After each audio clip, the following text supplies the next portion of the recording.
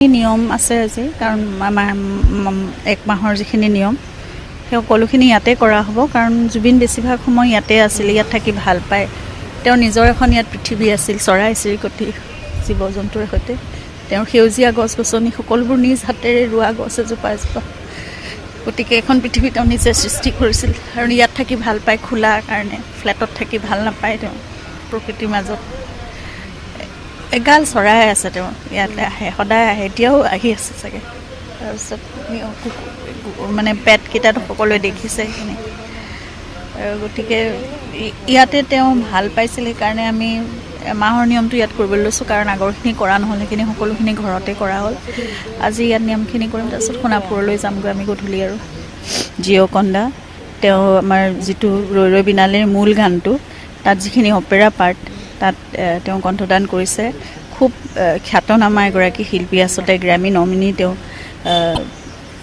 মূল ইটালিয়ান মানে বেছ, কিন্তু এতিয়া তেওঁ ইয়ালৈ আহিছিল শ্বুটিঙৰ কাৰণেও। তেতিয়া তেওঁ দেখিছিল কামাখ্যা মন্দিৰ ইত্যাদি মানে আমাৰ গুৱাহাটীৰ আশে পাশে অকণমান কিছু ঠাই ফুৰিছিল। তেতিয়া 3 দিন শ্বুটিং কৰিলে তেওঁ আমাৰ লগত।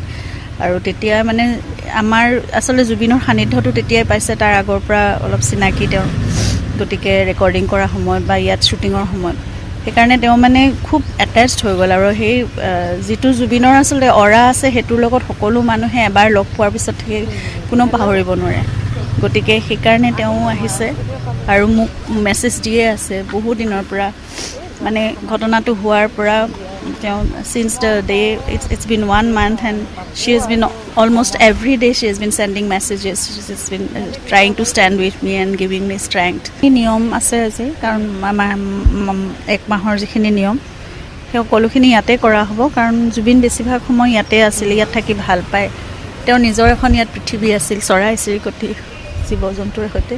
তেওঁৰ সেউজীয়া গছ গছনি সকলোবোৰ নিজ হাতেৰে ৰোৱা গছ এজোপা এজোপা। গতিকে এখন পৃথিৱী তেওঁ নিজে সৃষ্টি কৰিছিল আৰু ইয়াত থাকি ভাল পায় খোলা কাৰণে, ফ্লেটত থাকি ভাল নাপায়। তেওঁ প্ৰকৃতিৰ মাজত এগাল চৰাই আছে, তেওঁ ইয়াতে আহে, সদায় আহে, এতিয়াও আহি আছে চাগে। তাৰপিছত মানে পেটকেইটাতো সকলোৱে দেখিছে সেইখিনি। গতিকে ইয়াতে তেওঁ ভাল পাইছিল, সেইকাৰণে আমি এমাহৰ নিয়মটো ইয়াত কৰিবলৈ লৈছোঁ কাৰণ আগৰখিনি কৰা নহ'ল, সেইখিনি সকলোখিনি ঘৰতে কৰা হ'ল। আজি ইয়াত নিয়মখিনি কৰিম, তাৰপিছত সোণাপুৰলৈ যামগৈ আমি গধূলি। আৰু জিঅ'কন্দা তেওঁ আমাৰ যিটো ৰৈ ৰৈ বিনালেৰ মূল গানটো, তাত যিখিনি অপেৰা পাৰ্ট তাত তেওঁ কণ্ঠদান কৰিছে। খুব খ্যাতনামা এগৰাকী শিল্পী, আচলতে গ্ৰেমি নমিনি। তেওঁ মূল ইটালিয়ান মানে বেছ, কিন্তু এতিয়া তেওঁ ইয়ালৈ আহিছিল শ্বুটিঙৰ কাৰণেও। তেতিয়া তেওঁ দেখিছিল কামাখ্যা মন্দিৰ ইত্যাদি মানে আমাৰ গুৱাহাটীৰ আশে পাশে অকণমান কিছু ঠাই ফুৰিছিল। তেতিয়া 3 দিন শ্বুটিং কৰিলে তেওঁ আমাৰ লগত।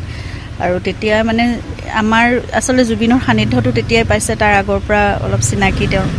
গতিকে ৰেকৰ্ডিং কৰাৰ সময়ত বা ইয়াত শ্বুটিঙৰ সময়ত সেইকাৰণে তেওঁ মানে খুব এটেচড হৈ গ'ল। আৰু সেই যিটো জুবিনৰ আচলতে অৰা আছে, সেইটোৰ লগত সকলো মানুহে এবাৰ লগ পোৱাৰ পিছত সেই কোনো পাহৰিব নোৱাৰে। গতিকে সেইকাৰণে তেওঁ আহিছে আৰু মোক মেছেজ দিয়ে আছে বহু দিনৰ পৰা, মানে ঘটনাটো হোৱাৰ পৰা। তেওঁ since the day it's been 1 month and she has been almost every day she has been sending messages, she has been trying to stand with me and giving me strength.